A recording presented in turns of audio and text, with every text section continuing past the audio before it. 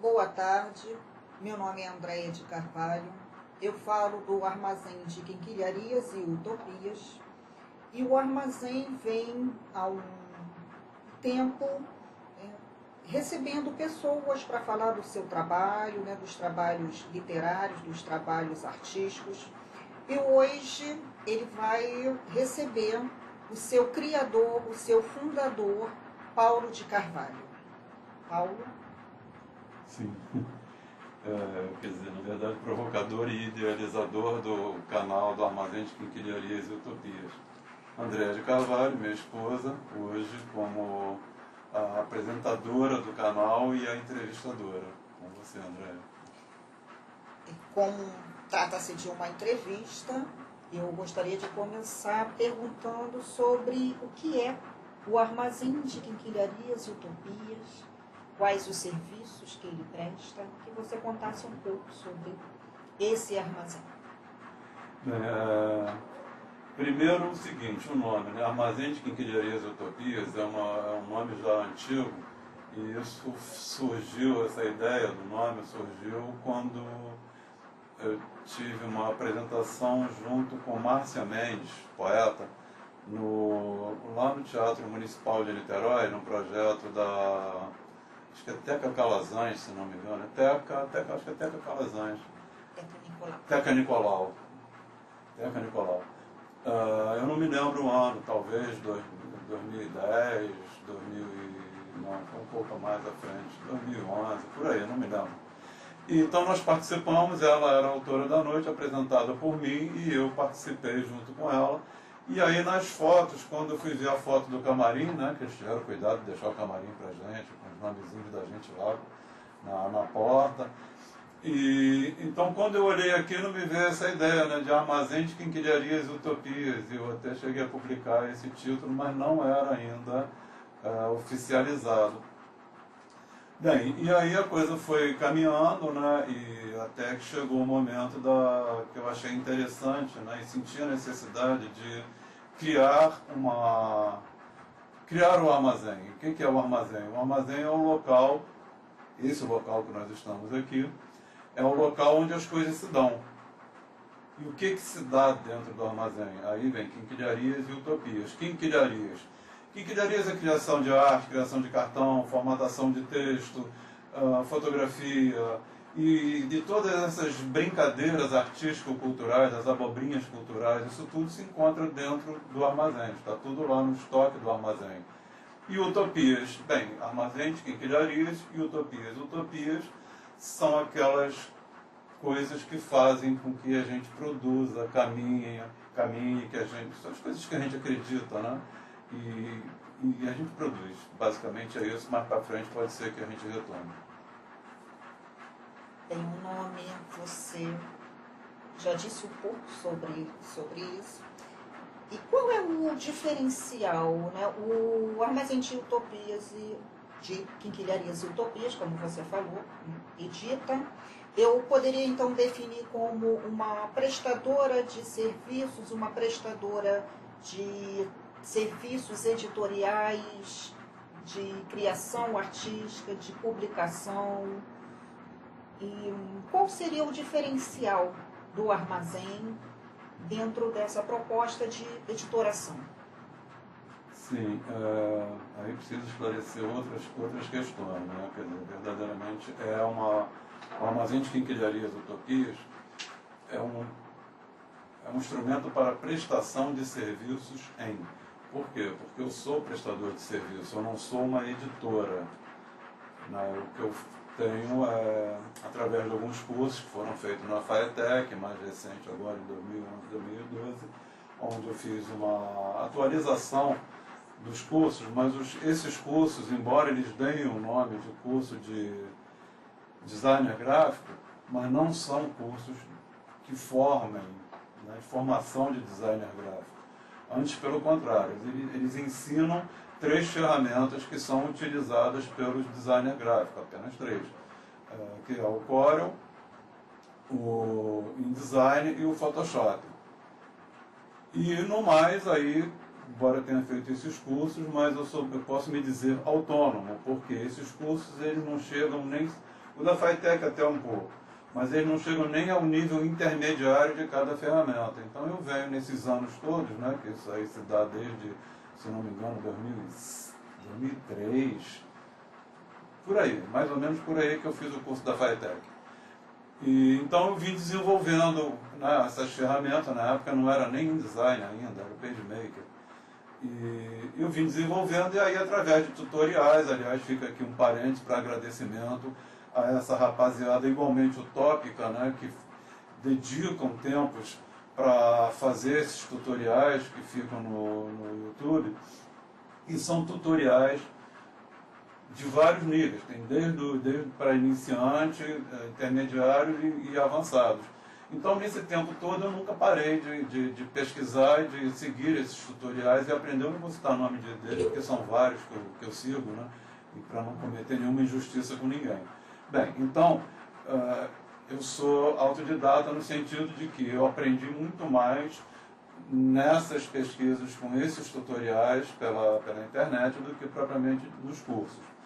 E então eu não sou designer gráfico, eu sou um prestador de serviço. Por quê? Porque eu aprendi a manipular, a trabalhar com essas ferramentas que os designers gráficos se utilizam. Então eu sou um diagramador e trabalho também com edição de imagem, né, pelo Photoshop, pelo próprio Corel, mas isso não faz de mim um designer gráfico, faz de mim um operador das ferramentas para diagramação e ferramentas que são utilizadas pelo designer gráfico. E aí eu esqueci agora, a tua pergunta era diferencial. Tá, então o diferencial é que a partir do momento que eu tive essa necessidade da criação, né, da oficialização do armazém de Quinquilharias Utopias, eu recorri ao microempresário individual e tirei o meu CNPJ. O meu CNPJ me possibilita a publicação de livros como uma editora. Eu não me lembro agora como é que é isso lá no CNPJ, mas a atividade principal é a edição. Então eu posso editar. Não sou uma editora, porque aí a gente pode falar disso mais na frente. Existe uma diferença também entre editora, prestação de serviço. Sim. Você comentou sobre esse percurso de cursos e pesquisas próprias, em todos os seus estudos em relação a essas ferramentas, né, da informática que te possibilitaram, através, né, do uso do computador, criar essas edições, até mesmo a parte artística. Mas o Armazém de Quinquilharias e Utopias, além dessa vertente da edição, da publicação de trabalhos, de criação artística, né, em termos da divulgação e da publicação, também tem, como estamos hoje aqui, esse canal, né, no YouTube. Esse canal também, o Armazém também trabalha com essa vertente do audiovisual. Como foi essa empreitada? Você falou também da questão das imagens, que você trabalha também com imagens, e eu posso dizer também das fotos que você tira e que fazem o maior sucesso. A qualidade das fotografias, né? Todo o cuidado que você tem com o tratamento das imagens de uma forma geral é muito elogiado e muito reconhecido pelas pessoas que acompanham o seu trabalho. Você também, além das imagens, vem trabalhando também com essa parte do áudio, no sentido do tratamento também, quando você edita. Nós tivemos aqui no Armazém pessoas ligadas à música, e você também trata dessa qualidade, né, prima por essa qualidade também em termos do áudio. Fala um pouco sobre essas frentes também, a fotografia, o tratamento da imagem, do áudio, esse percurso, né, de edição mesmo do som. Pois é, aí, vamos voltar aqui. essa parte toda ela fica dentro de quinquilharias e utopias. Quinquilharias porque não trabalha único exclusivamente com uma coisa, né? Não é direcionado, focado somente numa coisa. Tem criação de arte, impressão, né? Trabalho também com impressão laser, aí cartão de visita, enfim, todas essas coisas. Eu vou dizer quinquilharia no sentido de que são diversas, são várias, e são coisas menores, não no sentido da qualidade da produção da coisa, não é isso. É que são trabalhos menores. Por que trabalhos menores? Porque se a gente pegar, por exemplo, a edição de um vídeo, ou da criação de um catálogo, de um álbum de fotografia, ou a edição de um livro, de um fanzine, é um trabalho maior até no sentido de conteúdo, né? No sentido de páginas, e é uma diagramação muito mais complexa, né? Porque você não está trabalhando apenas a criação de uma arte. Insisto, quando eu falo apenas na criação de uma arte, não é diminuindo o valor e a importância da criação da arte. Você chamou atenção aí para o fato de que as pessoas costumam apreciar os meus trabalhos de maneira bastante positiva e até elogiosa. Então, todas elas requerem um cuidado maior.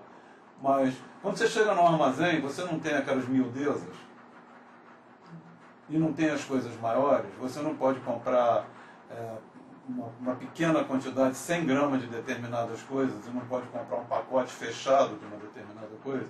Então é nesse sentido. E aqui a gente vai voltar de novo à questão de eu ser autodidata. Porque nessas coisas, a fotografia, os filmes, etc., eu nunca fiz curso. Eu venho aprendendo fazendo.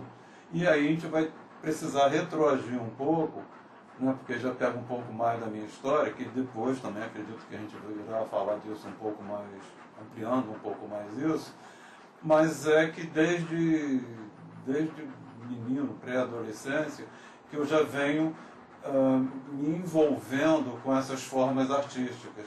Artesanato em couro, teatro, sonoplastia, depois rádio, né, operador de audiogravação de rádio, da Rádio Fluminense FM, né, não, FM é maldita. E produção, depois, período lá da Bahia, etc, aí já entra com uma parte também de artesanato em madeira, de trabalhos em madeira, não só artesanato, mas um trabalho artesanal. E, bom, aí cozinheiro, etc, né? São várias frentes. Mas eu estou dizendo isso porque isso aí vai me levar para uma outra, vai me colocar dentro de uma outra área, ou eu já estava nela, né, que é o ativismo. Então, todas essas frentes, desde lá, com 14, 15 anos, quando eu comecei o artesanato em couro, já era um ativismo, porque era exatamente dentro daquilo que era a época, que eram as feiras ricas. E era uma maneira de ser, era um estilo de viver, era um estilo de ser e estar, e uma maneira diferenciada de produção. Então, tudo isso está dentro dessa questão que vem comigo desde sempre, e eu não consigo me desvencilhar, por mais que eu já tenha tentado diversas vezes, essa questão do ativismo, esse comprometimento com um ativismo cultural. Já teve uma esfera, né, daí de ativismo político, aí seria mais pela militância, pela questão das igrejas, né, mas vamos deixar essa parte por enquanto. Eu não sei, respondi? Acho que a gente pode seguir um pouco e talvez retomar isso. Pelo que você fala, tem então toda uma história, né, um percurso de vida que de uma certa forma desencadeou, desembocou na criação do Armazém de Quinquilharias e Utopias. Quando você fala, né, de toda essa veia artística, como o artesanato, o trabalho com edição, né, de som, de áudio, na época da rádio FM, né, Fluminense. Então isso já fazia parte da sua trajetória de vida, o teatro independente. Antes de chegar também ao a fundação, a criação do armazém de Quinquilharias e Utopias, é você, antes de ingressar nesse trabalho mais, digamos assim, um pouco mais direcionado a essa parte operacional da diagramação, essa parte mais realmente operacional no sentido da publicação, da edição, a diagramação de trabalhos, a criação de capa, edição, publicação, todos esses veículos, mas você também é poeta e escritor. Gostaria que você falasse um pouquinho como foi esse percurso que começa antes da criação do armazém, né, e vem até hoje, né, ele segue paralelamente com esse trabalho mais específico com o armazém. Como é que é o Paulo, poeta e escritor? Aí a coisa já começa a ficar mais complicada, né? Porque eu não sei, eu acho que eu posso dizer o seguinte: eu, Paulo de Carvalho, não sou eu sou um outro que me habita. Né? Existe um outro Paulo de Carvalho que me habita, que cria constantemente essa dicotomia entre mim e outro. Por que eu estou dizendo isso? Porque eu não me recordo e nem vou fazer nenhum exercício no sentido de me recordar, de buscar a origem disso. Mas eu me lembro que desde pequeno mesmo, coisa de, sei lá, 10 anos, 11 anos, por aí, ou 9 anos, a gente já fazia um jornalzinho, eu e meu irmão, Luiz Carlos de Carvalho, a gente já fazia um jornalzinho que ia lá para o mimeógrafo e tal, paraná, e eu já escrevia. E as coisas afloram. Né? As ideias vêm em mim como incêndio. Eu não paro para pensar em produzir alguma coisa. Esses nomes malucos aí que eu costumo criar, né? Esses temas malucos que eu arranjo, as armadilhas que eu crio em causa própria, né? Que eu ainda tenho isso, quando eu digo que eu não sou eu sou um outro que me habita. Esse eu, Paulo de Carvalho, talvez jamais criasse essas armadilhas, porque elas não são muito agradáveis de serem vencidas. Mas esse outro, ele se presentifica, e é esse outro que chega e bota em mim aqui como um incêndio. Ele acende uma fogueira, uma labareda, e as coisas vêm. E quando vêm, elas já passam a existir, elas já estão fundadas. E aí eu assumo um compromisso, né, de desenvolver essas coisas. Então, a poesia. Bem, desde pequeno, que a gente já escrevia, inclusive poesia. A gente escrevia também umas prosas poéticas e umas crônicazinhas, etc., que não é mais a minha praia de muitos anos. Mas eu me lembro muito disso, aqui eu vou prolongar um pouco, né, essa questão, porque eu acho que é interessante. Ainda em Niterói, as mesas de bares, né, dos bares de Niterói, conheciam a minha poética, porque era aquela coisa de ficar tomando um chopp, né, ficar com amigos ou sozinho, que eu gostava muito de ir para o bar sozinho e levar um livro, né, e papel ou uma caneta, e lá eu ficava lendo, bebendo minha cerveja, um chopp e escrevendo, só que eu costumava escrever naquelas toalhas de papel. Então as toalhas sabiam da minha poética e hoje todos os meio-fios sabem da minha poética. Alguns ficavam e teve algumas pessoas que às vezes junto recortavam, né? Tiravam aquele pedaço do poema e guardaram. Não sei se continua. Mas, bem, aí fui eu para Arraial da Ajuda. Em Arraial da Ajuda, quando eu arrendei a pousada e fui morar acampado na Mata Atlântica, né, num pedaço de chão que eu tinha lá, a 10 quilômetros de distância da pousada, ficava esse local chamado Nova Estrela, situava-se a 10 quilômetros de Arraial da Ajuda, entre Arraial da Ajuda e Trancoso. Então eu fiquei aí acho que um mês, quase um mês, indo e voltando todo dia, porque tinha um casal que estava morando lá, era um projeto, né, de uma comunidade. Então um casal ficou morando, aí eu ia todo dia para ir lá trabalhar na roça junto, né, com esse casal, fazendo fogão de lenha, fazendo cobertura e tal, abrindo lá as clareiras para o pessoal poder montar a barraca. E nessa caminhada, eu ficava olhando, né, para a estrada, e quando chegava no meio da mata mesmo, já mais fechada, Então eu começava a observar e sentir que, eu cheguei até a formular isso da seguinte maneira: o poeta nada mais é do que um ladrão da poesia que está posta. Porque toda a poesia está posta. A poesia, quando eu falo de poesia, eu falo da poiese, né, da criação. Então tudo está posto, tudo está dado. Lembro que você dizia sempre também que o poeta é um grande ladrão da natureza. Ladrão da natureza, exatamente. E essa percepção, ela veio exatamente nessas caminhadas. É engraçado, né? Você andando embaixo de um sol, descalço, sem camisa, que eu só usava bermuda, porque esse período todo de Raul da Ajuda, 10, 11 anos, era assim. Em que época é isso? Eu fui em 1983. Isso, fiquei até 1994, já mais para o meado do... Não foi quando eu saí definitivamente, né?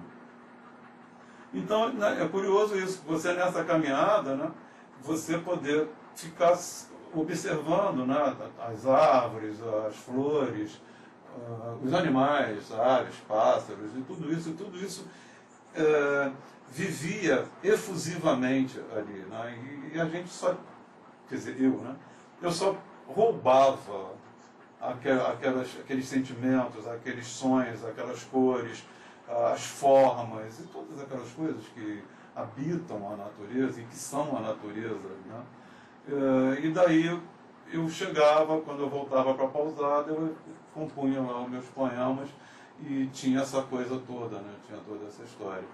Então a poesia tem muito disso. Mas lá nos Estados Unidos, fazendo o mestrado, né, a minha tentativa, o meu percurso no mestrado de teologia, um dos meus professores, né, o Dr. Rui Costa, foi no curso de profetas menores.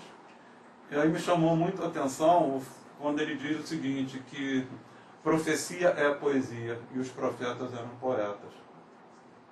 Então os profetas eram, a gente diria hoje, eram repentistas. E, evidentemente, poetas, né? E já naquela época, mas isso não na parte da Bíblia, né, da Escritura Sagrada, não dentre os profetas, mas tinha os aedos, que eram os poetas antigos lá da época, Hesíodo, Homero, e por aí vai, né? Que são poetas, né? São poetas. Poetas que tratavam dessa relação mística pela mitologia. Eles que traduziam e traziam, né? Desvelavam todos esses mistérios dos deuses para o homem. Então, quer dizer, é isso, né? Você tem 2 livros publicados por outras editoras, são livros anteriores ao Armazém de Quinquilharias e Utopias. E uma das características da sua escrita, algo que também é reconhecido pelas pessoas, a sua forma rebuscada, refinada de escrever. É uma linguagem mais trabalhada, uma linguagem mais refinada, sim, posso dizer dessa forma.